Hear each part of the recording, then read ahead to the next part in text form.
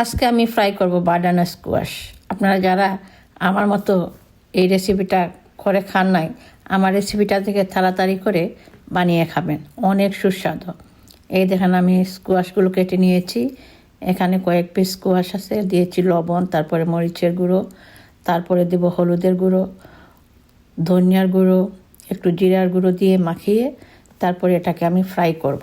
আপনারা কে কে আমার মতো রান্না করে খান, এটা ফ্রাই করে একটু জানিয়ে যাবেন। এটা কিন্তু মিষ্টি লাউয়ের মতো মিষ্টি। বানানা স্কোয়াশটা আরও থাকে, সফট থাকে, অনেক মজাদার। এটার মধ্যে আমি দিয়েছি তেল। এখন আমি পেঁয়াজগুলো বেজে নেব, পেঁয়াজগুলো আগে বেজে নেব, তারপরে বানানা স্কোয়াশ ভাজবো, তারপরে মরিচগুলো ভাজবো। মরিচগুলো শেষ দিকে ভাজবো না, তা না হলে থুকার আসবে। থুকার এমন ঘরে হয়ে যায়।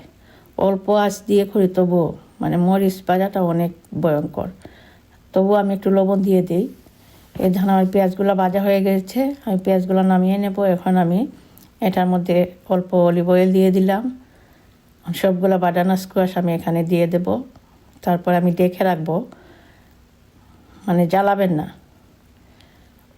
অনেক মজাদার হয় কিন্তু আমার একটা প্রিয় খাবার, আমার ভালো লাগে। আমি রমজানে যাই বানাই আপনাদের সাথে শেয়ার করার চেষ্টা করি, কিন্তু সব কিছু শেয়ার করতে পারি না, ভিডিও করতে পারি না।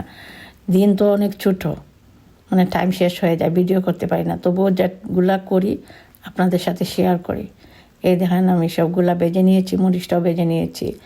অনেক মজাদার খাবার কিন্তু। আপনারা যারা খান নাই বানিয়ে খাবেন, আর কমেন্ট করে জানাবেন আপনারা কে কে খেয়েছেন বানানা স্কোয়াশ আমার মতো ফ্রাই করে। Thank you so much.